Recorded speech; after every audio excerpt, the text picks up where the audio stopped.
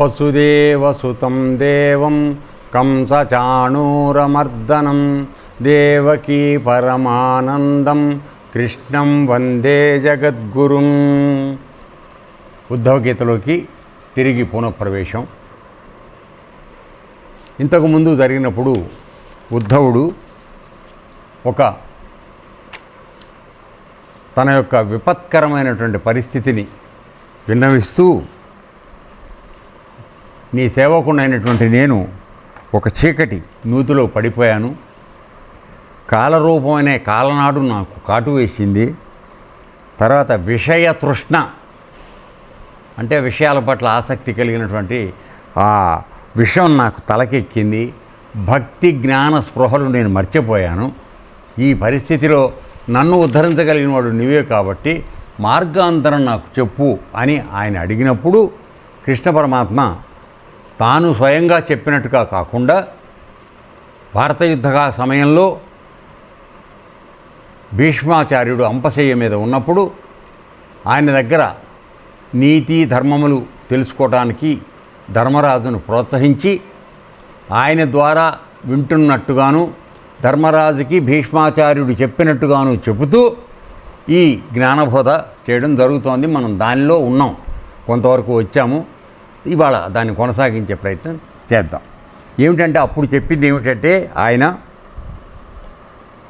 ప్రకృతి, పురుషుడు, మహత్తత్వం, అహంకారం, పంచతన్మాత్రలు 9 ఇవి, అలాగే పంచ జ్ఞానేంద్రియాలు, 5 కర్మేంద్రియాలు, ఒక మనస్సు, ఈ 11 ఒక భాగం, 5 మహాభూతాలు, త్రిగుణాలు, ఈ 8. సో ఈ మొత్తం కలిపితే 28 తత్వాలతో ఈ ప్రాణులన్నీ కూడా పుడుతున్నాయి అని చెప్పడం జరిగింది.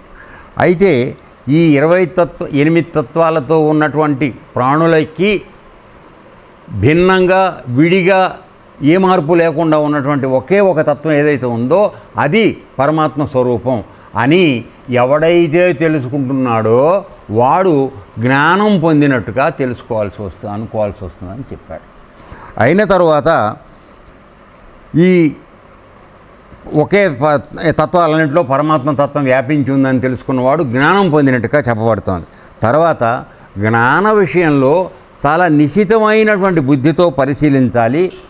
ఏ విధంగా అనేటట్లయితే ఎప్పుడైతే ఒక తత్వం నుండి అనుగతమైన వివిధ త్రిగుణాత్మక తత్వాలు, అదే ఇప్పుడు చెప్పింది 28 తత్వాలు ఉన్నాయని కదా, వీటిల్లో అనుస్యూతంగా ఈ 3 గుణాలతో కూడినటువంటి తత్వాలు ఖచ్చితంగా అందులో 3 గుణాలు ఉన్నాయి. ఎందుకని మొట్టమొదటి మనం పుట్టగానే మనందరికీ ఉన్నటువంటి వ్యవహారం ఏమిటంటే మాయ, పరమాత్మ యొక్క మాయ, తర్వాత 3 గుణాలు, దీంతోనూ పుట్టాం మనం. కాబట్టి అన్నిటికైనా పైన ఉన్నవి అవి. కాబట్టి ఈ 28 తత్వాల్లో కూడా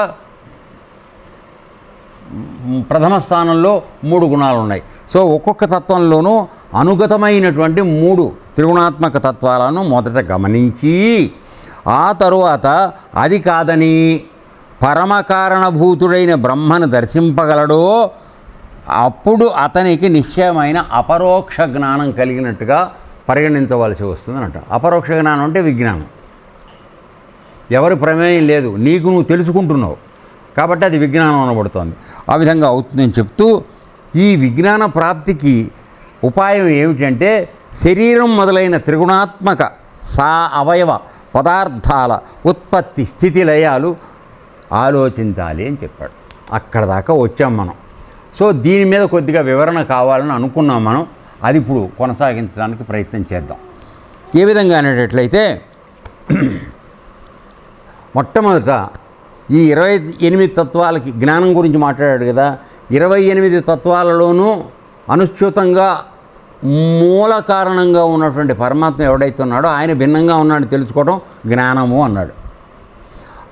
ఆ పరమాత్మ ఎలా నీలో కూడా ఉన్నాడో అన్నిటిలోనూ ఉన్నాడని తెలుసుకోవడం అనేది అపరోక్ష జ్ఞానం అని చెప్పబడింది. ఇప్పుడు మనకి కావాల్సింది ఏంటంటే అసలు మనం ఎలా వచ్చాం అనేది మొట్టమొదటి కొద్దిగా అర్థం చేసుకుంటే ఈ పరోక్ష అపరోక్ష ఈ జ్ఞానాల గురించిన గోల కొద్దిగా మనకు అర్థమయ్యే అవకాశం ఉంది. సో మొట్టమొదటి సృష్టి ఏమీ లేనప్పుడు ఏ విధమైనటువంటి మార్పు లేకుండా ఉన్నటువంటి పరమాత్మ ఒక్కడే ఉన్నాడు. సో మహాప్రళయం వచ్చేసి ఈ సృష్టి అంతా కూడా బీజ రూపంలోకి మారిపోయి పరమాత్మలో లయమైపోయి ఉన్నప్పుడు పరమాత్మ ఒక్కడే ఉన్నాడు. తరువాత ఆయన యోగ నిద్రలోంచి బయటకు వచ్చిన తర్వాత మనందరికీ కలిగినట్టుగానే ఆయనకు కూడా సంకల్పం, నేను అనేకం అవ్వాలనేటువంటి సంకల్పం కలిగి ఆయన అప్పటి వరకు తనలో నిక్షిప్తమై దాగి ఉన్నటువంటి అనేక జీవభూతాల యొక్క బీజ రూపాలని తన యొక్క శక్తితో త్యాగబుద్ధితో బయటికి విడుదల చేస్తున్నాడు. ఈ జీవులన్నీ కూడా మహాయోని అయినటువంటి అమ్మవారు ప్రకృతిలోకి రాగానే ఇవన్నీ కూడా స్థూల రూపాన్ని ధరిస్తున్నాయి. ఏ స్థూల రూపం ధరిస్తున్నాయి? ఈ మహాప్రళయానికి ముందు నువ్వు ఏ స్థూల రూపంలో ఉన్నావో ఆ స్థూల రూపానికే మళ్ళీ వస్తున్నావు. సో ప్రత్యేకంగా మళ్ళీ మానవుడిగా వెళ్ళిపోయిన వాడు మళ్ళీ మానవుడిగా వేడిగా పుట్టడం అనే సమస్య రావక్కర్లేదు. అలా వచ్చేస్తున్నాం. అలా వచ్చిన తర్వాత ప్రకృతి సిద్ధమైనటువంటి గుణాలు, మామూలుగా ప్రకృతిలోకి వచ్చాం కదా మనం, ప్రకృతి సిద్ధమైన గుణాలు మన అందరిలోనూ వచ్చినాయి. అవి వచ్చేప్పటికి ఏమైంది? ప్రకృతి సిద్ధంగా మనం ఎక్కడి నుంచి వచ్చామో దాన్ని మర్చిపోయి ఈ ప్రకృతి గుణాలతో మమేకం అయిపోయి మనం మన యొక్క మనుగడ సాగిస్తూ సమయం అయిపోయినప్పుడు చనిపోతూ మళ్ళీ పుడుతూ చనిపోతూ పుడుతూ ఇట్లా మనం రకరకాల మార్పులు, వివిధమైనటువంటి మార్పులు చెందుతున్నాం. కానీ వీటన్నిటికీ మూల కారణమై ఉన్నటువంటి మహానుభావుడు ఎవరైతే ఉన్నాడో ఆయన్ని పరమాత్మ అంటున్నాం మనం. ఆయన్ని మహాకారణం అంటారు. సో ఆ మహాకారణంలోంచి నీవు బయటకు వచ్చిన తరువాత ఈ కారణ శరీరం లేక కారణ దేహం అనేది నీకు ఏర్పడుతోంది. ఎట్లా? ఇప్పుడు నువ్వు మనిషిగా పుట్టాలి. అంతకుముందు మనిషివే, కానీ మహాప్రళయానికి ముందు నువ్వు మనిషి జన్మలో ఉన్నప్పుడు అంతకుముందు జన్మల్లో చేసుకున్నటువంటి పాప పుణ్యముల తీరని కోరికల పట్టిక ఒకటి నీ దగ్గర ఉంది కదా, రెడీగా నెత్తి మీద. సో దాని ఆధారంగా, అంటే అది కారణంగా అయ్యి ఎందుకు వచ్చావు ఇక్కడికి, ఈ మానవ జన్మకి ఎందుకు వచ్చావు అంటే కిందటి జన్మల్లో ఉన్నటువంటి తీరని కోరికలు, అనుభవించాల్సినటువంటి సుఖాలు కష్టాలు, వీటన్నిటి సంపుటి ఏదైతే ఉందో అది నువ్వు పుట్టడానికి కారణం అవుతుంది. అందుకని ఈ శరీరాన్ని ధరించావు నువ్వు. అర్థమైందా? ఇక వచ్చిన తర్వాత ఇప్పుడైనా నేను ఇది వచ్చాను, కానీ నేను రావడానికి కారణం ఆయన అనే విషయం రైట్ హ్యాండ్ టర్న్ మనం తీసుకుంటే మహాకారణంలో మనం కలిసిపోతాం. అప్పుడు కారణం అనేది ఆటోమేటిక్గా మహాకారణంలో కలిసిపోతుంది, నీ ఉనికి ఉండదు. ఓకే. అయితే మనం ఏం చేస్తున్నామంటే కన్వీనియంట్గా ఉంది కనుక శరీరం రాగానే శరీరానికి వచ్చేటువంటి జబ్బులు ఏవైతే చిన్నతనంలో ఆటలు పాటలు, కొద్ది వయసు రాగానే అమ్మాయి తోడు, తర్వాత సంతానాన్ని కనడం, తర్వాత వాళ్ళ సెటిల్మెంట్ కోసం ప్రయత్నం చేయటం, ఆస్తులు సంపాదించడం, ఈ దిక్కుమాల వ్యవహారంలో మనం ఇరుక్కుపోయి ఉంటుంది. అంటే ఏనాడు కూడా మహాకారణం వైపు మనం చూడటల్లా, కారణంలోంచి వచ్చేసి దాన్ని ఆధారం చేసుకుని మళ్ళీ మనం సూక్ష్మ శరీరం, స్థూల శరీరం వీటితో మళ్ళీ మమేకం అయిపోయి మళ్ళీ జన్మచక్రంలో ఇరుక్కుపోతున్నాం. ఇది జరుగుతోంది. సో ఈ వివరణని వీనేం చెప్తున్నాడు? శరీరము మొదలైనటువంటి త్రిగుణాత్మక అవయవ పదార్థాల ఉత్పత్తి స్థితి లయాలు గురించి ఆలోచించమంటున్నాడు. సో నేను ఎక్కడి నుంచి వస్తున్నాను తెలుసుకో నువ్వు. సో నీ ఉత్పత్తి ఎక్కడ, నువ్వు స్థితి ఎలా జరుగుతోంది? స్థితి అంటే మెయింటెనెన్స్. నీ శరీరం ఎలా నిలబడుతోంది? ఆహారంతో నిలబడుతోంది. ఆహారం ఎక్కడి నుంచి వస్తుంది? పరమాత్మ ఇస్తున్నాడు. తిన్న ఆహారాన్ని ఎవరు జీర్ణం చేస్తున్నాడు? పరమాత్మ చేస్తున్నాడు. ఇది ఎప్పుడన్నా ఈ జ్ఞానం ఉందా? ఆ స్పృహ మనకుందా? లేదు. మనం తినగానే అయిపోయిందని అనుకుంటున్నాం. నువ్వు తినగానే ఏమీ అవ్వటల్లా. అరగకుండా చచ్చిపోయాడు చాలామంది ఉన్నారు. ఎందుకని?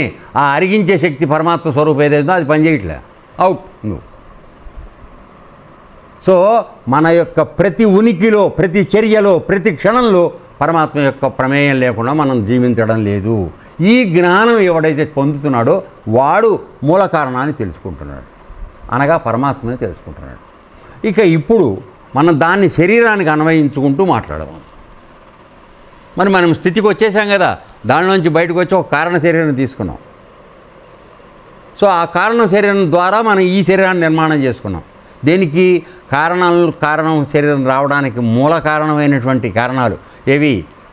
మిగిలిపోయిన కోరికలు, నెరవేర్చాల్సినటువంటి ఇవి బాధ్యతలు, తర్వాత అనుభవించాల్సినవి, ఇన్ని సంపుటి మన నెత్తి మీద ఉంది కనుక దాని కారణంగా పెట్టుకుని మనం ఈ శరీరానికి వచ్చాం. సో ఇవి అనుభవించడంలో మనకు రకరకాలైనటువంటి ఎత్తుపల్లాలు, సుఖదుఖాలు, కష్టసుఖాలు ఇవన్నీ వస్తున్నాయి. ఓకే, అయితే ఆ మహాకారణం అనేది ఏదైతే మనం ఇప్పుడు విస్తృతంగా మాట్లాడి ప్రపంచాన్ని అంతటికి ఆధారంగా ఉందని అంటున్నామో ఆ మూల కారణం నీ దగ్గర కూడా ఉంది. అర్థమైందా? దీన్నే మనం కెమిస్ట్రీలో కెటలిస్ట్ అంటాం. అంటే కెటలిస్ట్ అంటే అర్థం ఏంటంటే ఆ మహాకారణం అనేది ఏదైతే ఉన్నదో దాని యొక్క సమక్షంలో, దాని సన్నిధిలో మిగతా ప్రాణులు చెలించడం కానీ, పని చేయడం కానీ, ఇది చేయడం కానీ, ఈ కర్మలు చేయడం కానీ అన్నీ జరుగుతాయి. ఇది మాత్రం ఏ మార్పు చెందదు. దాన్ని కెటలిస్ట్ అంటారు నాకు తెలిసినంతవరకు. నాకు ఎక్కువగా సబ్జెక్ట్ రాదు. ఏమండి, ఇది కెటలిస్ట్ అంటారు. ఆ విధంగా పరమాత్మ కూడా మనలో మహాకారణమైనటువంటి పరమాత్మ మనలో ఉంటూ ఆయన సమక్షంలో నీవు కారణ శరీరాన్ని ఆధారంగా పెట్టుకుని స్థూల సూక్ష్మ శరీరాలు ధరించి అనుభవించడానికి ప్రయత్నం చేస్తూ అసలు మూల కారణం వైపు చుడిగి చూడకుండా ఇట్లా కొట్టుకుని కిందకు పడిపోయి వెళ్ళిపోతున్నాం. దిగదారుడుతనంలోకి వెళ్ళిపోతున్నాం మనం. అర్థమైందా? సో ఇక్కడ తెలుసుకోవాల్సిన విషయం ఏమిటంటే నీవు ఆ పరమాత్మ యొక్క అంశగా, ప్రత్యేగాత్మ యొక్క అంశగా నువ్వు వచ్చావు అనే సంగతి నువ్వు గుర్తు చేసుకోవడం నీకు చేయాల్సిన కర్తవ్యం. అది నువ్వు చేయలేనంతకాలం నువ్వు జన్మచక్రంలో వెళ్ళిపోతూ ఉంటావు. సో ఇప్పుడు మనం ఈ మహాకారణం మన దగ్గర ఉందని చెప్తున్నాం కదా, అది ఉంటేనే ఇవన్నీ జరుగుతున్నాయి అన్నాం కదా. ఇంకొక ఉదాహరణ చెప్తా. సపోజ్ నేను మీ అందరికీ చెప్పే స్టాండర్డ్ ఎగ్జాంపుల్ కరెంట్. ఓకే, అది కెటలిస్టు. కరెంటు ఉంటే ఈ మైక్ పనిచేస్తోంది, ఆ రికార్డింగ్ జరుగుతోంది, మీ లైట్లు వెలుగుతున్నాయి, అన్నీ జరుగుతున్నాయి. కానీ కరెంట్ ఏమన్నా మార్పు చెందుతోందా? ఇప్పుడు అర్థం చేసుకోండి మహాకారణం అంటే ఏమిటో. సో అది ఏం మార్పు చెందట్లా, కానీ దాని సమక్షంలో ఇవన్నీ జరుగుతున్నాయి. కరెంటు ఉంటేనే ఇవి నడుస్తున్నాయి, లేకపోతే లేదు. అర్థమైందా? సో ఇప్పుడు నువ్వు నేను తురుంకాన్నని ఇంత వస్తాదని నువ్వు మాట్లాడుతుంటే ఆ మహాకారణం ఉంటేనే నువ్వు మహావస్తాదుగా నిన్ను నువ్వు ఊహించుకొని దేశాన్ని దున్నుతానని చెప్పి బయలుదేరుతున్నావు. ఆ ఒక్క మహాకారణం తప్పుకుంటే ఇది పనికిరాని శవం. 4 బదులు 6 మోయాల్సి వస్తుంది. బాగా పెంచావు కదా శరీరాన్ని, అందుకని 6 మోసి తీసుకెళ్లాల్సి వస్తుంది. అంతే, అంతకన్నా జరిగేది ఏం లేదు. సో ఇది నువ్వు మూల కారణం ఎలా ఉందని తెలుసుకోవటమే మానవ జన్మలో నువ్వు చేయాల్సిన పని.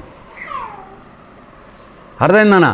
సో ఎక్కడ మహాకారణం ఉంది? పరమాత్మ ఆయన నిజస్థానంలో అక్కడ ఉన్నాడు, అన్నీ చూస్తున్నాడు. కెటలిస్టు, మార్పు లేదు. అన్ని మార్పులుగా ఆయన తెలుసుకుంటున్నాడు, ఊరుకుంటున్నాడు. నీకు వచ్చే దుర్మార్గపు ఆలోచనలు, కృతజ్ఞత లేకుండా ప్రవర్తించటాలు ఇవన్నీ మానవులకే కలుగుతున్నాయి. ఎందువలన? కడుపుకు మనం తినేది అన్నం అనే జ్ఞానం మనం మర్చిపోతున్నాం. అవసరం తీరిపోగానే మన కాళ్ళతో తనడం, వెళ్ళిపోవడం. ఎవడు మనకు పెట్టి పోషించి పెంచుతున్నాడో వాడి పట్ల కృతజ్ఞత లేదు.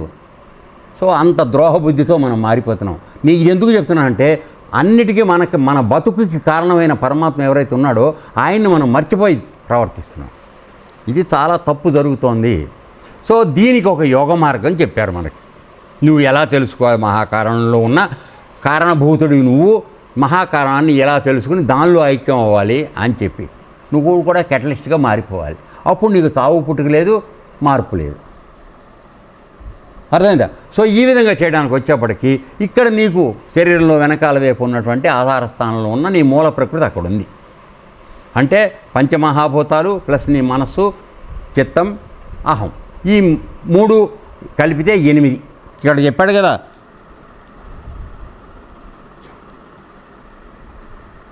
ఐదు మహాభూతాలు, త్రిగుణాలు, ఈ 3 కలిపితే 8. ఇవి మన లోపల ఉన్నాయి. మనకు బేస్ అది. మన ఫౌండేషన్ ఏమిటంటే ఇది. ఈ అష్టప్రకృతులు కలిగినట్టి అతడం ఉన్న వదినలు నలుగురమ్మ, మనకు దీంట్లో పాటలో వస్తుంది కదా గురువుగారి తత్వంలో, అట్లా అనమాట. ఈ మూలతత్వం, ఈ 8 మూల ప్రకృతితో మనందరం పుట్టాం. సో దీని నుంచి విడిపడితే కానీ ఈ 28 తత్వాలకి ఆధారంగా ఉన్నటువంటి ఒకే ఒక తత్వం ఏ మార్పు లేకుండా ఉన్నదో అది నీకు అందుతుంది. సో ఇక్కడ నీ ఆధార స్థానంలో అవి సుప్రతిష్టంగా అంటే బలంగా పీఠం వేసుకుని కూర్చుని ఉన్నాయి. అక్కడి నుంచి నీ శక్తిని కదిలించి ఎందుకని ఆ త్రిగుణాత్మకమైనటువంటి దీంట్లోంచి వచ్చినటువంటిది ఆ చైతన్యం ఏదైతే ఉందో అది నీవు ప్రపంచంలో బతకడానికి నీకు 3 శక్తులుగా మారుతోంది. క్రియాశక్తి, ఇచ్ఛాశక్తి, జ్ఞానశక్తి. సో వీటి ఆధారంతో ఈ పనులన్నీ చేస్తున్నావు నువ్వు. సో వీటన్నిటికీ మూల కారణం అక్కడుంది. సో అక్కడికి వెళ్ళాలంటే ఈ శక్తుల్ని 3టిని కాసేపు పక్కన పెట్టి నువ్వు పైకి ప్రయాణం చేయడం మొదలుపెట్టాలి. ఎక్కడ మూల కారణం ఎక్కడుందో, మహాకారణం ఎక్కడుందో అక్కడికి వెళ్ళటానికి ప్రయత్నం చేయాలి. సో అక్కడ నీకు ఉపయోగపడేవి ఈ 3 నాడులు, వెనకాల ఉన్నటువంటి 3 నాడులు, ఈడ, పింగళ, సుషుమ్న. ఈ ఈడ, పింగళ అనేవి ఈ 2 కూడా నీ ప్రపంచంలో నీ ఉనికికి ఉపయోగపడేవి. కుడిముక్కులో శ్వాసతో కాస్త మంచి పనులు, ధైర్యంతో కూడినవి, సత్కార్యాలు చేయడానికి ఈ శక్తి బాగా ఉపయోగపడుతుంది. ఒక పట్టుదల బట్టి ఒక పని చేయాలనుకుంటే నీ కుడివైపు శక్తికి చాలా అవసరం. సూర్యచక్రం అని, సూర్యనాడి అంటాను దాన్ని. అలా కాకుండా నువ్వు సాత్వికంగా ఉంటావు, కొద్దిగా మంచి పనులు చేద్దామనే ఆలోచన ఉండొచ్చు, లేక మహాపాపకార్యాలు చేయడానికి కూడా ఉపయోగపడుతుంది ఈ సత్వగుణంతో మనమైనటువంటి చంద్ర స్వరం. అయితే ఈ 2 కూడా ఈ ముక్కు దాకా వచ్చి మాత్రమే ఆగిపోతున్నాయి. అయితే పరమాత్మ ఈ రెండిటికి మధ్యలో ఉన్నటువంటి సుషుమ్న ద్వారా ఆయన మహాకారణాన్ని చేరడానికి మార్గం అక్కడ ఉంది. కాబట్టి నీవు ఒక గురువు ద్వారా, సమర్థుడైనటువంటి గురువు ద్వారా ఆ ఆధార స్థానంలో ఉన్నటువంటి మూల ప్రకృతిని దాటి అక్కడి నుంచి నీ యోగశక్తితో ప్రయాణం చేసుకుంటూ 6 చక్రాలు దాటుకుని పైకి వెళ్ళిన తర్వాత సహస్రాలను ఉన్నటువంటి మూల కారణం, మహాకారణమైనటువంటి పరమాత్మని చేరడమే నువ్వు చేయవలసిన పని. ఇది కాకుండా నువ్వు ఎన్ని చేసినా ఏం జరుగుతుంది? నువ్వు మంచిగా ఏదో చెప్తున్నావు కదా, మీ ఆశ్రమం ద్వారా అన్నదానం చేస్తున్నావు అని చెప్పి చాలా గొప్పగా చెప్పుకుంటున్నావు కదా, ఏమవుతుంది? నువ్వు అది చేసినందుకు కానీ నీకు ఒక ఉత్తమ జన్మ ఇస్తారు. నెక్స్ట్ టైం నువ్వు సీఎం గారికి పిఏగానో దేనిగానో పుడతావు. అన్ని కలెక్షన్లు నీ దగ్గరికే వస్తాయి.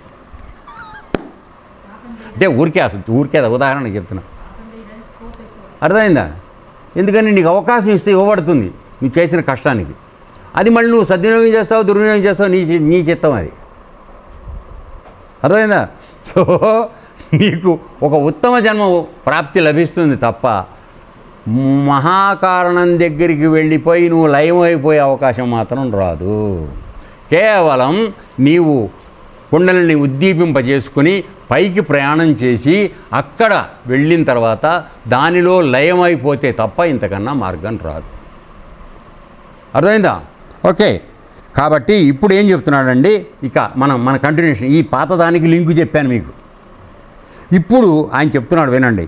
ఏ తత్వ వస్తువు సృష్టి ప్రారంభంలో ఉందో, ఇందాక మనవి చేశాను మీకు, సృష్టి పరమాత్మ నుంచి బయటకు వస్తున్నాయని. దాన్ని ఏమిటన్నాడు? దానికి ఒక మాట ఉంది, విసర్గ. సో ఆయన విసర్జించాడు దాన్ని. విసర్జించేటప్పుడు అది త్యాగబుద్ధితో నీవు కూడా విసర్జిస్తున్నావు భార్య దగ్గర సంతానం కోసం. అర్థమైందా? ఆయన అది కాదు, ఈ జీవులన్నీ వచ్చి వాటి తిప్పలకు పడటానికి వదిలిపెడుతున్నాడు బయటికి. బందెల దొడ్లో కట్టేసిన వాటన్నింటినీ బయటకు వదులుతున్నాడు. ఇవి అక్కడికి రాగానే అమ్మవారి ప్రకృతితో కలిసి స్థూల శరీరం ఏర్పడిపోయి అంతకుముందు మిగిలిపోయి ఉన్నటువంటి కర్మలను అనుభవించడానికి ఈ శరీరాన్ని వాడుకుంటుంది ఏ ప్రాణి అయినా సరే.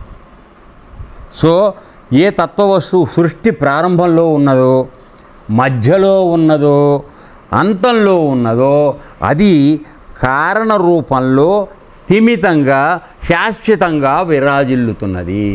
ఇప్పుడు నేను మనం చేశాను కదా, మహాకారణం మొదట్లోనే ఉంది అంటే నువ్వు రాకముందు అదే ఉంది కదా, ఆయనలోంచి నువ్వు బయటకు వచ్చావు కదా, మళ్ళీ నువ్వు ఈ శరీరం పోగానే మళ్ళీ అక్కడికి వెళ్ళినా, ఆయన దగ్గరికి వెళ్ళినా వెళ్ళకపోయినా ఇంకో శరీరంలోకి పెడుతున్నావు. అంటే ఇంకొక కారణం శరీరంలోకి వెళ్తున్నావు. నువ్వు ఎల్లప్పుడూ మహాకారణంలోకి మాత్రం వెళ్తలే. మహాకారణం చేయాలంటే నేను చెప్పిన యోగ మార్గం ఒకటే మార్గం. అర్థమవుతుందా? ఇంకేమైనా బాగా కన్ఫ్యూషన్గా ఉందా? చాలా ఆలోచించి చెప్తున్నాను నాకు చేతనైనంతగా. సరే, ఓకే. తర్వాత అదే ప్రతీయమాన కార్యం నుండి ప్రతీయమాన కార్యాంతరంలోకి అనుగతమైపోతుంది. ఇప్పుడు ఏమవుతుంది? మహాకారణంగా ఆయన ఉన్నాడు, ఉండి నీవు ఈ 3 స్థితుల్లో అంటే కారణ శరీరం, సూక్ష్మ శరీరం, స్థూల శరీరం, ఈ మూడిట్లోనూ ఆయన ఆధారంతో ఇవి నడుస్తున్నాయి. సో కార్యరూపంలోకి అక్కడికి వస్తున్నాడు ఆయన. అంటే ఈ మూడింటికి కూడా ఆయనే బేస్గా ఉన్నాడు, కెటలిస్ట్. సో నీ కాళ్ళు చేతులు కదులుతున్నాయంటే ఆయనే కారణం. నీ మనసులో ఒక సంకల్పం కలుగుతోందంటే సూక్ష్మ శరీరంలో అదే ఆయనే కారణం. తర్వాత నువ్వు కారణ శరీరం, నువ్వు మళ్ళీ ఇంకో జన్మకి రావడానికి కూడా నువ్వు చేసిన పనులే కారణం.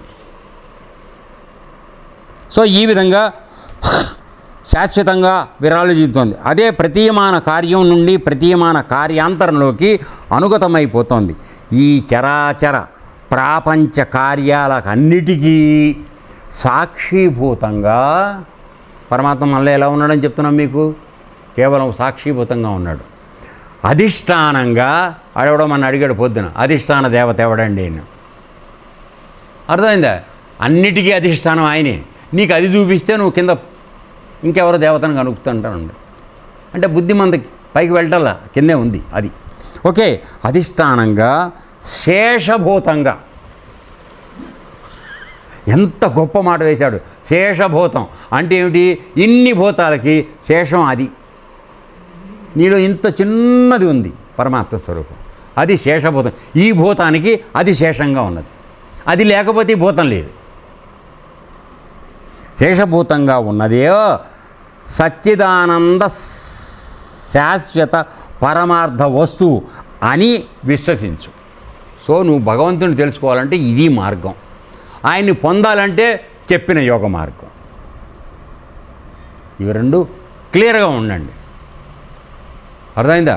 తరువాత ఉద్ధవ, ప్రమాణాలలో శృతి, ప్రత్యక్ష, ఐతిహ్య, అనుమాన ప్రమాణాలు 4 ముఖ్యమైనవి. అంటే ఏమిటంటే ఒక విషయం వచ్చిందనుకో, ఇప్పుడు మనం కోర్టులో 4 విట్నెస్లు పెట్టుకుని డిసైడ్ చేస్తూ ఉంటాం కదా, అట్లాగే పారమార్థిక విషయాలు, వేదాంత శాస్త్ర విషయాలు నిర్ణయించాలంటే 4 రకాలైనటువంటి ప్రమాణాలు పాటిస్తారు. ఒకటి శృతి, అంటే శృతి ఏం చెప్పింది దీని గురించి, దానిలో ఏమైనా ప్రస్తావన ఉందా లేదా అది వెరిఫై చేస్తారు మొట్టమొదట. తర్వాత ప్రత్యక్ష, అంటే మనకు ఎదురుకుండా తెలుస్తూ ఉన్నది ఏమిటి, ఏ విధంగా ఉంది. తర్వాత ఐతిహ్య, ఇతిహాసాల్లో ఏం చెప్పబడిందో దాన్ని చూస్తారు. అయిన తర్వాత అనుమానం, అంటే అదైతే ఇది కాదా, ఇదైతే అది కాదా, ఇది దీంట్లో ఇది ఈక్వల్ టు ఇది, ఇది కాదంటే అది మైనస్. ఈ విధంగా అనుమానం అంటే దాన్ని ఒక నిరూపణ కోసం ప్రయోగాత్మకంగా పరీక్ష చేయడం. ఈ 4 ప్రమాణాలు ముఖ్యమైనవి. దీని ద్వారా చెప్తున్నాడు విని, ఈ ప్రమాణాల ద్వారా వేదాంత శాస్త్ర విషయాలను పరీక్షించి నిర్ధారణ చేయదురు.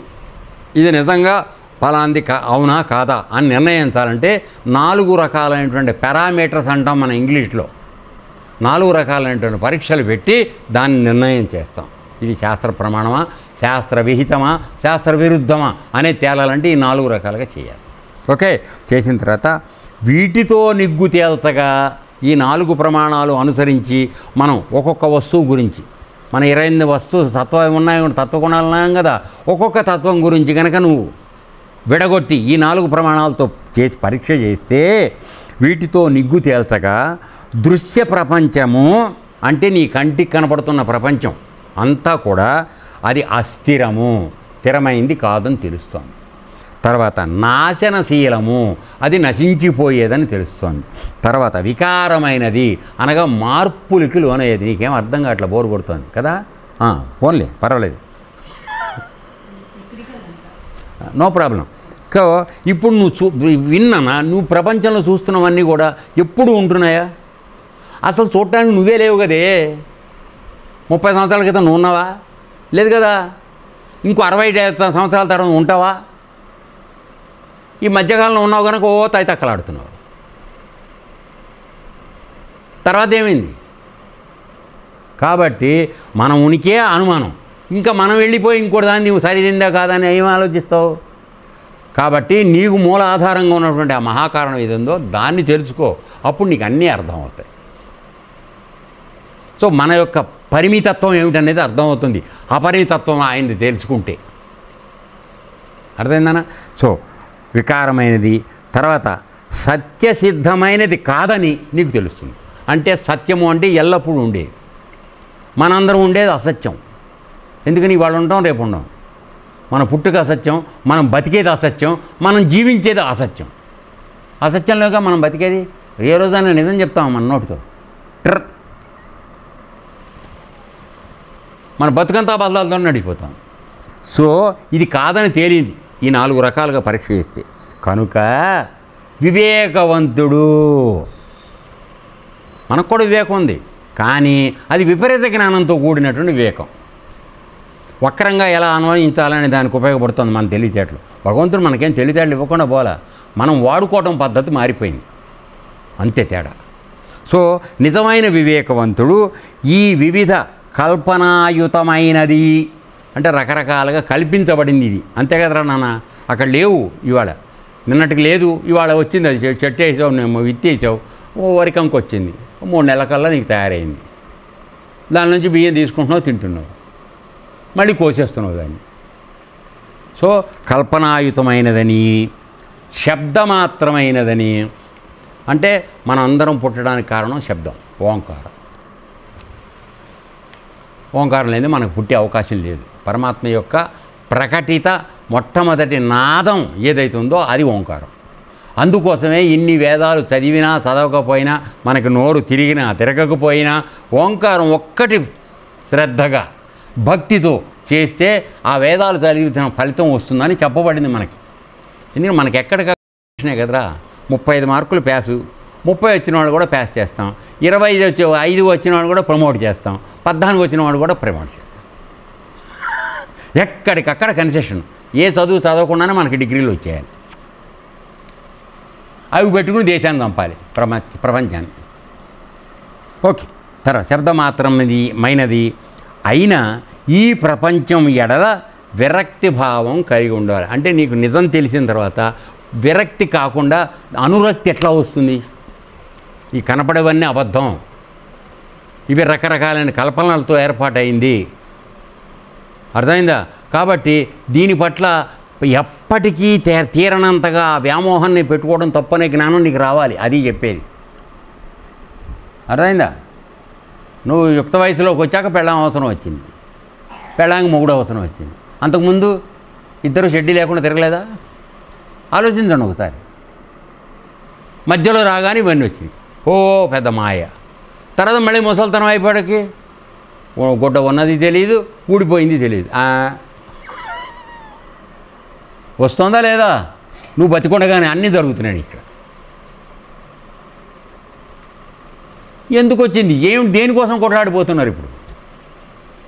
కొద్ది కాలం, ఆ 100 సంవత్సరాల నీ జీవితంలో నీ యవ్వనమని నువ్వు మాట్లాడుకుంటున్నటువంటిది మ్యాక్సిమం నడిస్తే 15 నుంచి 20 సంవత్సరాలు.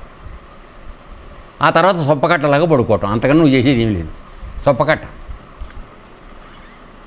ఓకేనా? తర్వాత కాబట్టి నీకు వైరాగ్యం రావాలి, విరక్తి భావం రావాలి. సో కనపడంగానే దాని వెనకాల పరిగెత్తద్దు. నీ విషయాలకైనా సరే, టీవీ కనబడింది, టీవీ ఏమైనా సరే కొనాలి, లేకపోతే అది ఊరుకోదు, ఇంట్లో రానివ్వదు. సో అడ్డమైన గడ్డి తిని టీవీ కొనాలి. అది అయిన తర్వాత ఇంకో కోరుకుతుంది ఆవిడ, ఇట్లా వెళ్ళిపోతాం. వాళ్ళ అంట్లా నేను ఊరికే చెప్తున్నా, మనకి అలాంటి బలహీనతలు చాలా ఉంటాయి. వాళ్ళన్నా అనుకోకండి, తప్పది. కాకపోతే మనల్లో ఒరిజినల్గా ఉన్నటువంటి బలహీనతకి వాళ్ళు కార్యరూపం ఇస్తారు, ఎందుకంటే శక్తి స్వరూపం కదా అది. ఆ బలహీనత మనలో ఉంది, దాన్ని వాళ్ళు కాస్త అగ్గిపొల్లెట్టి వెలిగిస్తారు, అంతే. సో వివేకశీలి స్వర్గాది భోగాలు. ఇప్పుడు వస్తున్నాడు విషయంలోకి. ఇప్పుడు ఏంటి, నువ్వు ఇంతవరకు ఇవన్నీ చూసి కదా ఉప్పొంగిపోతున్నావు, నా భార్య కదా, నా పిల్లలు కదా అని చెప్పి. వివేకశీలి స్వర్గాది భోగాలు చేకూర్చే యజ్ఞ యాగాదులు అశ్వరాలు అనియే కాక, అంటే ఇంతకుముందు మామూలుగా కృష్ణుల వారి సమయంలో మీకు చెప్పాను కదా, ద్వాపర యుగంలో ఎక్కువగా యజ్ఞాలు చేసేవాళ్ళు. మనం పొట్ట యజ్ఞం తప్ప ఇంకో యజ్ఞం మనం ఎరగం. కాబట్టి వాళ్ళు చేసేవాళ్ళు.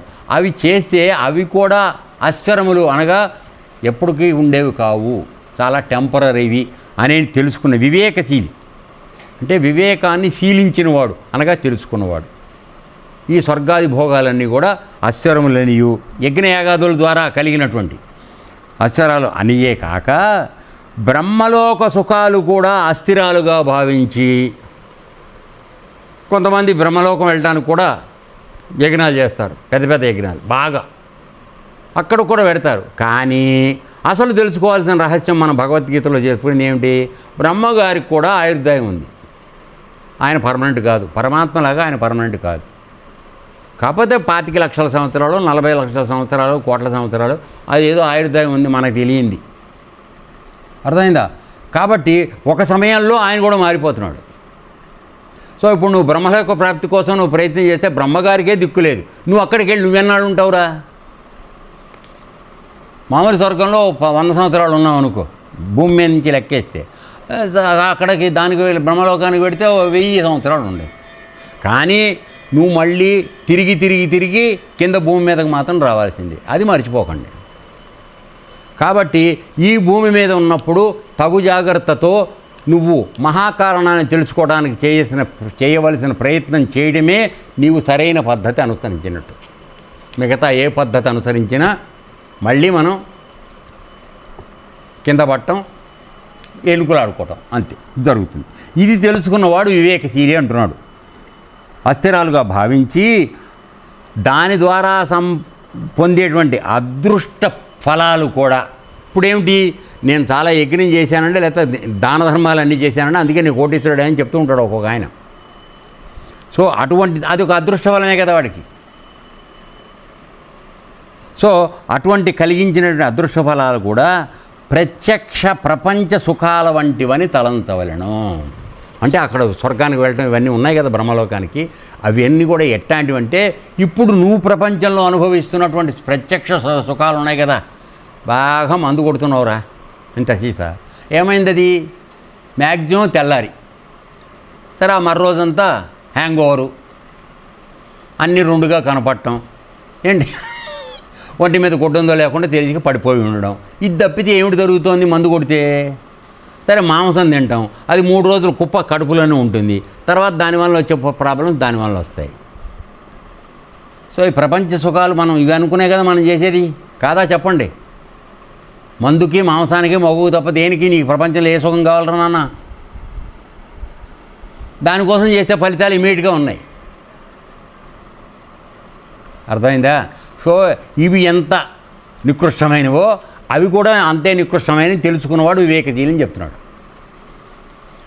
అర్థమైందా? కాబట్టి ఇక్కడ ప్రపంచంలో అనుభవిస్తున్న వావి దుర్భరమైనవి, అస్థిరములు, క్షణికములు. అలాగే అక్కడికి కూడా దీని మీద కంపేర్ చేస్తే కొద్దిపాటు ఎక్కువ సమయం ఉండొచ్చేమో, కానీ అవి కూడా శాశ్వతమైనవి కావు. అది తెలుసుకోమంటున్నారు. సుఖాల వంటివని తలంచవలను. ఇవి అమంగళకరాలు. ఈ సుఖాలు ఏమని మాట్లాడుతున్నావు? అమంగళకరాలు అంటే మంగళం అంటే మంచి జరిపేవి కావు, నీకు చెడు జరిపేవి. అమంగళకారకాలు, దుఃఖదాయకాలు. అర్థమైందా?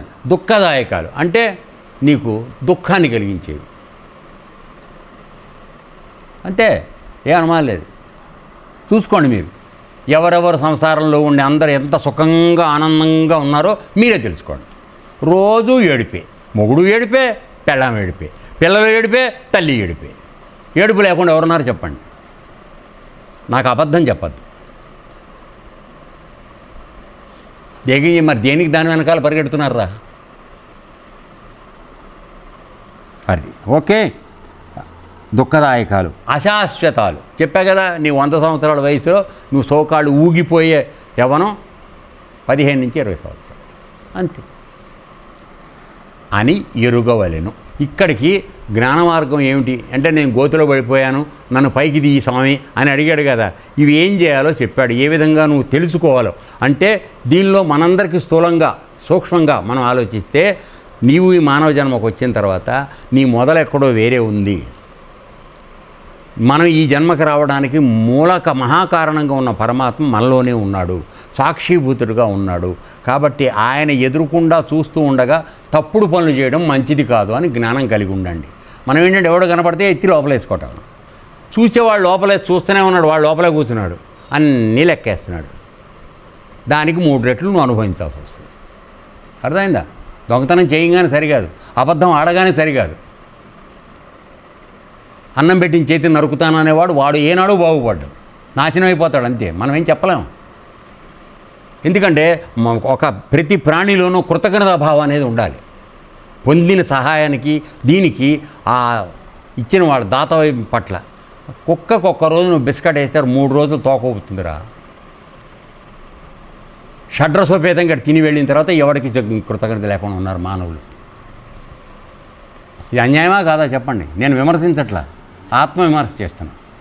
అర్థమైందా? సరే, ఈ విధంగా ఆయన జ్ఞానానికి సంబంధించింది, నీ యొక్క పుట్టుక ఎక్కడ, నీ ఉనికి ఏమిటి, నువ్వు ఏ విధంగా పరమాత్మను పొందాలనే మార్గాలు ఇక్కడ చెప్పబడ్డం అయింది. ఏమన్నా కాస్త అర్థమైనట్టుగా ఉందా? సరే, అంటే ఆవలింతలు వస్తాయి, మరి ఏం చేద్దాం. సరే, ఇప్పుడు నెక్స్ట్ వాడు అడిగింది ఏమిటి? నాకు భక్తి గురించి చెప్పమని అడిగాడు కదా, భక్తి గురించి చెప్పమన్నాడు. సో అప్పుడు భక్తి గురించి చెప్పమని అడిగినప్పుడు దానికి మళ్ళీ ఆయన చెప్తున్నాడు. భక్తి ఉద్ధవా, భక్తి యోగ వర్ణనం నేను నీకు మొదట్లోనే చేశాను, చాలా వివరంగా చెప్పాడు ఎలా ఉండాలో. కానీ నీకు దాని ఎడల పరమ ప్రీతి ఉన్నట్లుగా తెలుస్తోంది. ఎందుకంటే మాటికి ముందు నాకు భక్తి నేర్పు అంటున్నాడు. అంటే ఆయన చెప్పినటువంటి భక్తిపూర్వకంగా చెప్పినటువంటి విషయాల్లో వీడికి సంపూర్ణమైన అవగాహన కలగల. ఇంకా అదేమిటో చెప్పు, అదేమిటి చెప్పు, అర్థం ఏంటి? నీ మనసు దాని మీద లగ్నమన్నా కాకుండా పోవాలి, నీకు లేకపోతే అది అర్థం కాకుండా పోయి ఉండాలి. సో అందుకోసం మళ్ళీ అడుగుతున్నాడు. కాబట్టి అది మంచిగానే అనుకుంటున్నాను నేను. ఇంకా నీకు సంపూర్ణంగా ఇప్పుడు, ఎందుకంటే ఒక విషయం చెప్తే అది దృఢంగా నీలో పాతుకుపోవాలి నాన్న, అప్పుడు విషయం నీకు అర్థమైనట్టు. నువ్వేదో చెప్పావు కానీ నాకు సరిగా అర్థం కాలేదని అన్నావు అనుకోండి, ఈ వాగిన వాడి యొక్క వేస్ట్ అంతా, గాలి అంతా నాశనం, అంతగా ప్రాణవాయువు దండగ. సో ఈ విధంగా పరమప్రీతి ఉన్నట్టు తెలుస్తోంది.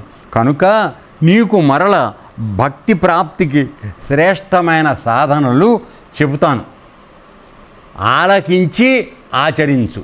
ఎంత చక్కగా చెప్పాడు చూడు. మనం ఇప్పుడు మనం ఏం చేస్తున్నాం?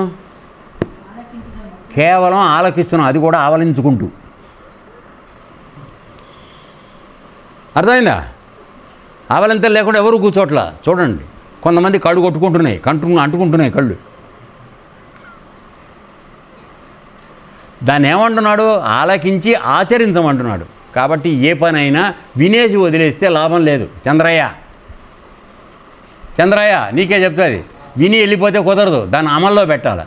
అర్థమైందా? Very good, right. నా పైన భక్తి సుస్థిరంగా ఉండాలంటే నా కథా సుధా లహరిలో శ్రవణాసక్తి కలిగి ఉండాలి మొట్టమొదటిది అని చెప్పింది. ఏమిటి?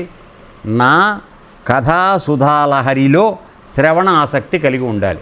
ఇలా నిద్రపోకుంటూ ఆవలించుకుంటూ వినటం కాదు, శ్రద్ధతో వినాలి, చాలా ఇష్టంతో వినాలి, అది మనసుకి ఎక్కించుకోవాలి. అది మొట్టమొదటి లక్షణం చెప్పాడు. అర్థమైందనా? లేకపోతే చెప్పేవాడికి గాలిదండగా, అంతకు తప్పితే ఏమీ జరగదు. ఇప్పుడు నీ లోపలికి వెళ్ళాలి కదరా నాన్న, అది వెళ్ళగినప్పుడు ఏమవుతుంది? అది తర్వాత నిరంతరం నా గుణలీలా ప్రసంగాలు. మనమేమో 24 గంటలు పక్కోడు గుణలీలా ప్రసంగాలు మనం చేస్తూ ఉంటాం. ఆడట్ట చేశాడు, ఇటు చేశాడు అని చెప్పి మనం మాట్లాడుకుంటాం. అది కాదు, భగవంతుడి గుణలీలా ప్రసంగాలు సంకీర్తనం చేస్తూ ఉండాలి. నోటి మీద ఎల్లప్పుడూ భగవంతుడి నామం నడుస్తూ ఉండాలి. అర్థమైందా?